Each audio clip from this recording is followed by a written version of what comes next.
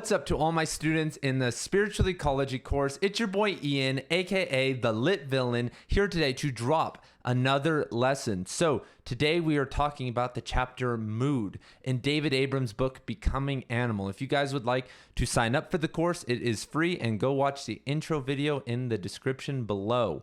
So we are coming off of a big video, everybody, the mind video, probably the big chapter of the whole book in terms of like trying to push philosophy and revelation, and even an updating of his book, The Spell of the Sensuous, David's book. And I tried, first of all, recording this video, and I'm sorry for the delay, a couple times. There were 2 videos with technical difficulties, and the last one I did, I was just so tired that it just was a terrible video. So I have the energy today, I have the mood today to make sure that we have another awesome video. So in the first paragraph, David actually helps us transition into mood. And let me just pull that up. I'm just thought of that real fast. I think that as we breathe out, letting mind flow back into the field that surrounds us, we feel new looseness and freedom.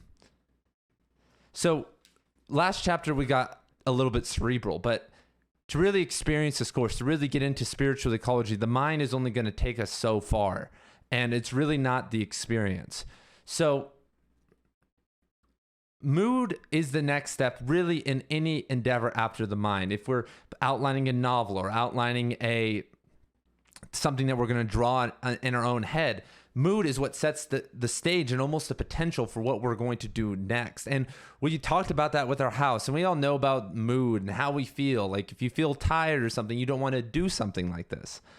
But as quoting Abram, each place has its rhythms of change and metamorphosis, its specific style of expanding and contracting in response to the turning seasons, and this too shapes and is shaped by the sentience of that land. So if I had to say the one thing that we're learning in this course, everybody, it is tapping into the sentience of the land. All of this, everything that you're doing is trying to promote that and move closer toward that, and maybe learning how to transcribe that to others. That's what I'm trying to do. But that's with any great work, what you have to do. First of all, you have to learn it, experience it, integrate it into your life. Then you teach it. Then you have to share it with other people. We've seen this forever with the proselytization through religion, but we are non-hierarchical beings in the spiritual ecology field who are just trying to push connection, oneness, kind of vague terms, and of course more than that, but I think that gives us more of wiggle room in terms of what we are going to, be able to share.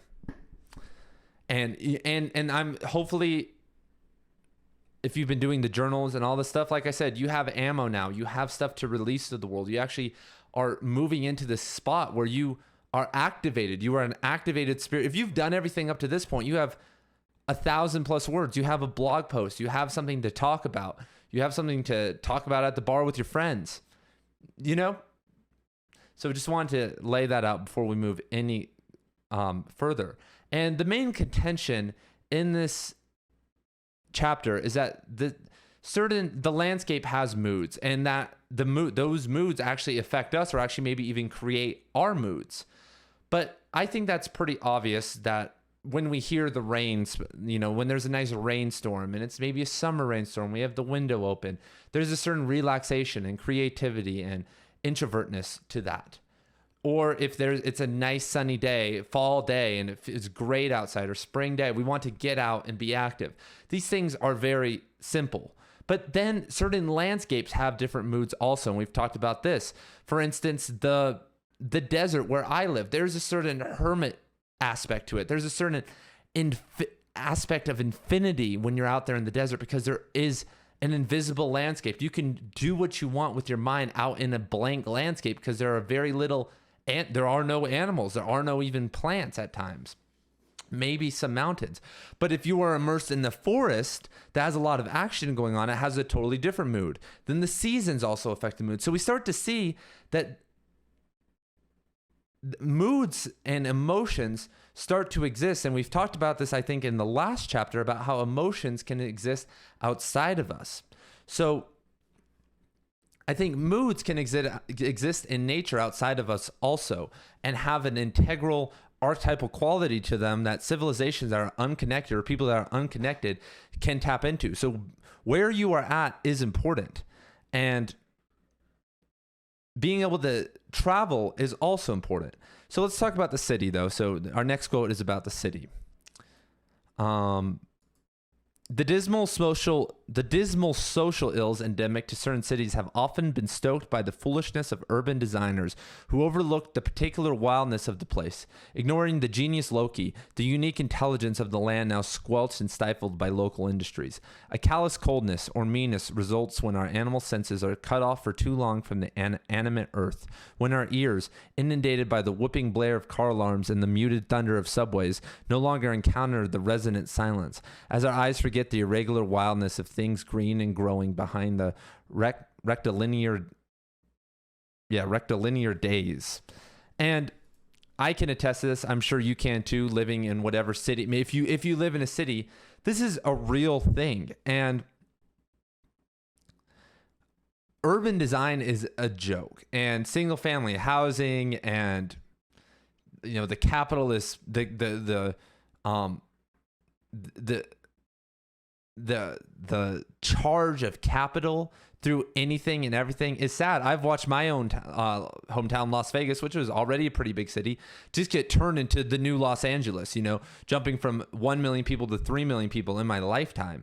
And certain areas and regions that used to have jackrabbits and coyotes and even kit foxes, which are very rare, hawks, ravens, whatever insects, all have been eaten up by the city. And it's sad that there are places where there's like desert plots of land, maybe a square mile of desert, and there's coyotes living in there. And it's like, what the hell is going on? And the deeper you descend into the city, the less natural it becomes. You almost feel it, because I live out on the outskirts. I can get to the desert in 2 minutes. But when I descend down there, if I need to go down there for, work or for fun, it's sad. And the city was not created for nature. If we actually created cities for us, they would not be built with right angles and with all this crap. We would actually have places for recycling and maybe circular buildings and open air buildings and more parks and more places for animals, more channels for animals to come down. I mean, there are no channels in my city for a coyote pack to move up. They have to move. There's nothing like, being in the middle of Las Vegas and seeing a coyote and its mom on the middle of a busy road. I mean, it's sad. And I can only imagine in places like Los Angeles or other places that are even more compact, what the hell is going on. Or like a New York City or Chicago, where there's actually like an urban-esque environment to it. So that's my spiel about the city. Let me know about your city in the comments. If you want to talk about your city, let me know what sucks about your city or what's great about your city. Has your city done anything? I don't really know that many cities that have honored this. And a lot of the cities that have, very sadly, have social problems to them. For instance, like Portland and Seattle have a lot of homeless people and even crime in areas that, I think in San Francisco that were meant to be very nice and natural. And there's these huge parks or Central Park. Every single one of those places that I've been to, the major parks in all those cities and all the natural parts. And I don't know if it's just been in the last couple of years, but there's been a proliferation of, homeless people. And like I said, that's a social problem, but it's like, what the heck is going on? Now we have the human animal. We have the human animal living in these spaces that maybe were reserved to help, I guess, animals. But, we are the human animal. So, the solution, once again, is getting out. But how do we get out? Like, I don't know. Like, I'm trying to do more research into this. But what's the solution here? How the hell do we get, in the United States, 350 million people out of these cities? And do these people even want to leave? Do people just want to stay because of their jobs and because of fun and food and their family? Do people even want to leave the Bronx or the South Side Chicago? Do people want to get out and live on a farm in wherever they can? I guess not. And would that be better for the land? I'm sure it would be if we were coexisting with nature. And I'm sure industry and stuff would probably thrive too, as we've seen with as we've seen with remote working, a lot of the work that we're doing can get done. And a lot of the stuff that has been getting done has actually been useless. A lot of the construction jobs and all the stuff that is done in cities is just meant to sustain the city that is useless in the first place. Like, and all the food places and all the stuff, it's like a restaurant is really meant, especially in the inner city, is meant for people who are working too much and don't have time to go get food really fast, so they don't have to do it because they don't have the energy because they're working a pretty useless job. So it's like, where do we find purpose? Where do we find use? And I think we kind of have to restart outside of these cities. And now with the internet and maybe with technology like what Elon Musk is talking about with satellites giving remote places high-speed internet, we'll have that, because I've lived places and I really want to move somewhere, somewhere remote, maybe in Arizona, Colorado, Wyoming, New Mexico. But the internet service, I couldn't I've been out there. I've Airbnb'd. I have friends. I have family who live out in places like that, and they have the best internet available. And to upload this video would take like 12 hours. I don't have 12 hours? Netflix barely works. There's it's buffering a ton. So, and maybe that's holding on to something too much, but we could participate in the global economy, not in cities. So that's just a thought. And let me know. Like I said, let me know like where I'm going wrong with that, or like where my thinking can maybe get a little bit better. Like I said, maybe that's not viable, but I assume that if our consumerism mostly ended and people found a little bit of purpose and love of nature, most of us could probably move out. I don't know what the land issue is, land being bought up, there's a lot of pitfalls. So now let's get into the actual content. Quote, different atmospheric conditions, different kinds of weather are precisely different moods. Wind, rain, snow, fog, hail, open skies, heavy overcast. Each element or mood articulates the invisible medium in a unique manner, sometimes rendering it partly visible to our eyes, or more insistently palpable upon our skin. Each affects the relation between our body and the living land in a specific way, altering the tenor of our reflections and the tonality of our dreams. Listen to that. Altering the tenor of our reflections and the tonality of our dreams. That's just great writing, everybody. I mean, you undeniably just some beautiful prose happening. And each affects the relation between our body and the living land in a specific way. We were just talking about that, and I would maybe like for you to reflect on that in your journal today. That's what we're going to do. So just start thinking about that, how your current environment is affecting your mood. So there is an intelligence in each ecosystem. So like in the desert and in the forest, and there's an intelligence that we can tap into and use as our creative maybe muse or our creative fire to go and take action in the world. And when we can connect with nature and understand it and move with its cycles, then things start to happen. There's a great book called, I think, Finding Your Divine Purpose by Gregor Mali. He's I think the smartest yogi out there right now. And he recommends, and this is an ancient practice of the vision quest. Vision quests don't happen in a Taco Bell bathroom. You do it out in nature. You go out into nature and you sit and you relax and you let the visions come to you. Most of the time without even psychedelic drugs. And there's a certain component that happens. And it was actually kind of funny. I started this practice. I've done this practice forever, but I started a routine for a couple months in the desert, every single day out in the desert, every morning. And then I spent the summer in Wyoming, and my visions changed. It was weird. There was like a 30 or 40% difference in the general theme and mood of my visions.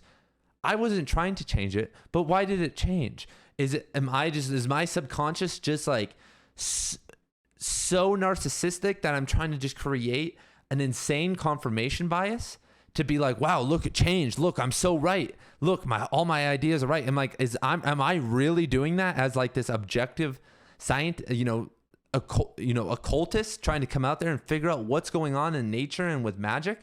And is it really that deep? I don't really think it's that deep, but I mean, that would be the excuse for why this is going on. And Another thing I would recommend is yoga and poetry out in nature, or, writing, doing something creative, art. Do it out in a desert, let's say, or do it out in a forest. And there is a difference. I have felt this every single year when I go to Wyoming in the winter and in the summer and other places. But when I go somewhere for an extended period of time, there's this general shift. What the hell is going on? Yoga in the desert is great. Like I hit like infinity zone, but out in the forest, it's more like connected zone. Like I'm really more connected. I'm not like stretching. I'm stretching a bit. Like I'm stretching a lot figuratively, but, or technically, but figuratively, I expand a little bit, but then I zone in and tap into like the forest. What is that? I would recommend, like I said, doing a meditation, breathing practice, moving practice, artistic practice in two very different locations, even in your own area. Like for me, I live in a desert, but there is a forest 30 minutes from my house. I can sit and do that, make that transition. Maybe you live in a wooded area, but maybe go out to a lake or go out to a plains area or a farm field. Shake it up a little bit. See what the difference is. That's how we start to understand these things. We're really just scientists out here trying to do that. And one of the best ways to do this is by keeping a journal.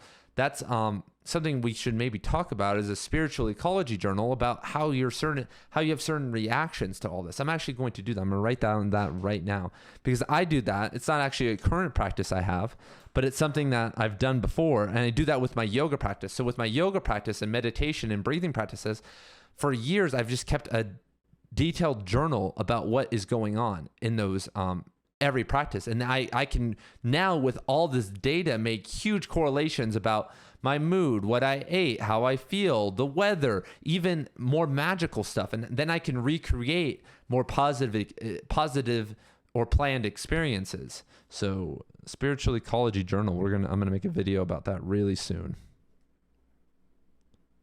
That's going to be really cool.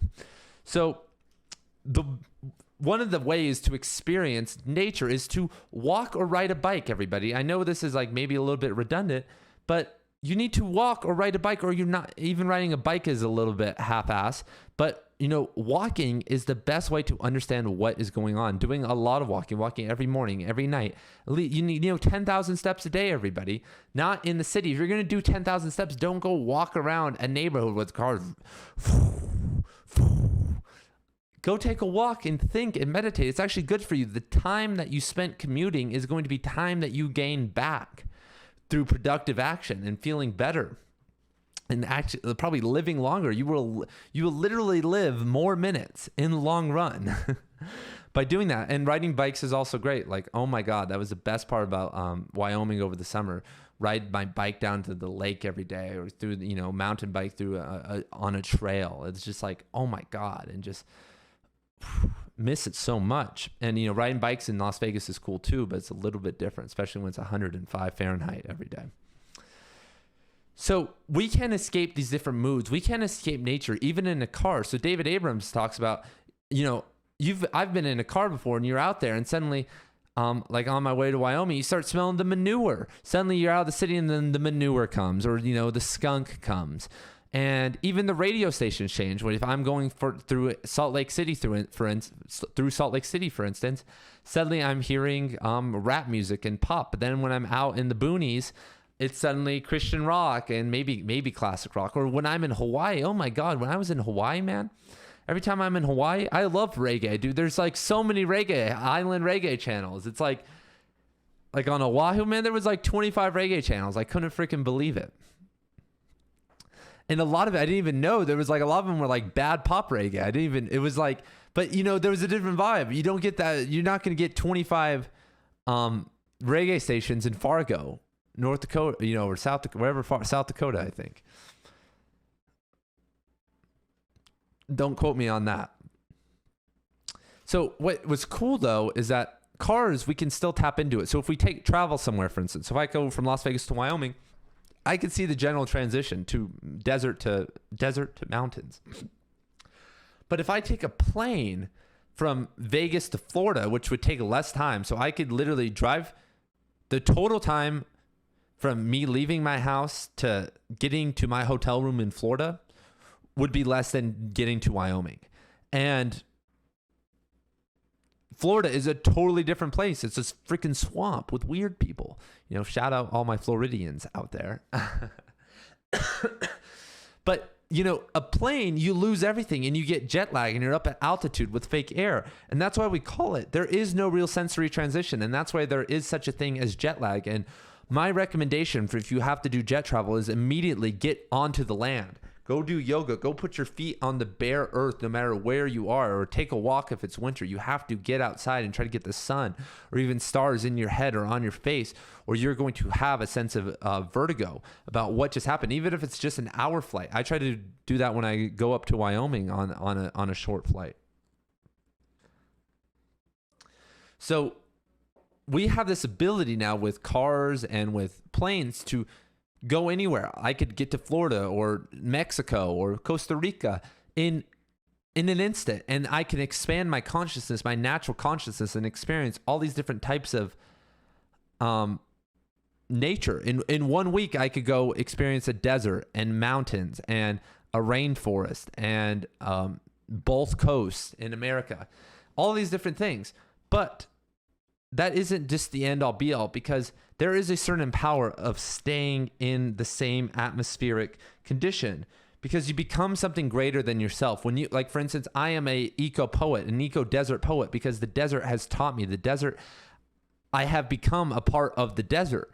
And in that time, wherever you live, you can actually tap in and understand the consciousness of that land. You can understand the forms that it takes throughout the season, the migratory bird patterns, the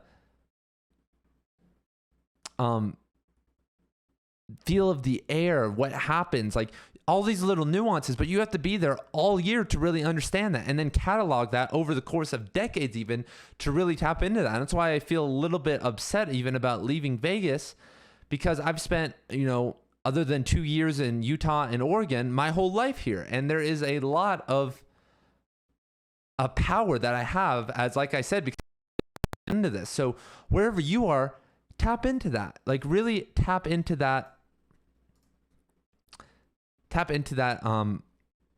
that mood. So the mood. So Abram starts to talk about different seasons, and one of the things I loved was his quote about fall. The wind is haunted, alive. Only in this liminal season, before the onset of winter, does the wild psyche of the land assert itself so vividly that even the most rational persons find themselves lost, now and then, in the uncanny depths of the sensuous. Their animal senses awaken. The skin itself begins to breathe. And oh my God, that's why I love fall. Fall's one of my favorite seasons. It's amazing. And so just a quick summary of some of the things that he talks about is that in winter, you become more, the wind makes you, and so he's talking about wind, and in the winter, the wind makes you more frigid and still. Like, have you ever been caught out there in the winter, skiing or something, and just, like, you freeze, man. You literally freeze, and you sit there and you just let it pass you sometimes. Have you ever been snowshoeing? It literally put my head down. And I mean, that was a very acute observation by Abrams. But then in the spring, when the wind comes, it gives you the sense of the mountain. You feel it coming. Like if you've ever been spring skiing, and you feel the life coming back. It makes you want to move. Like movement comes back, and it's a really cool thing. And then in the fall, of course, it's haunted. And in the summer, everything is alive. And Abram also talks about a thunderstorm. And when thunder cracks, nothing can be stopped. I mean, oh my gosh, when thunder, boom, like everything freezes. No matter what I'm doing, even if I have headphones on, like you do a jolt, everything, even outside, freezes. It's a common shared mood and experience. And if these moods and experiences don't exist, once again, we can go back to this objective analysis. But let's get into that right now. Let's get into the objective haters right now. So Abram asks, for all the haters out there, aren't we just projecting on nature with our own interior moods, using our own ego to project onto nature? Isn't that all that we're doing? And Abrams says, quote, well, no, not if our manner of understanding and conceptualizing our various interior moods was originally borrowed from the moody Copernicus earth itself. I'm sorry if I'm saying that wrong. Not, that is, if our image of anger and livid rage has been borrowed, at least in part, from our ancestral animal experience of thunderstorms and the violence of sudden lightning. Not if our sense of emotional release has been fed not only by the flow of tears, but also by our experience of rainfall. And if our concept of mental clarity is nourished by the visual transparency of the air and the open blue of the sky on those days of surpassingly low humidity. And this is his response, that no, we are not just projecting, that these moods, that these things we feel were first learned to us by nature. These things exist in nature, the feel and hermitude of the desert, the connected feeling in the forest, the beautiful flow and relaxation at the beach. These things exist outside of us, and they taught us our moods. They taught us, the animals, our moods. That's what he is contending here. And that is true. Once again, mood exists outside of us in nature. And once we don't need to get too deep into that.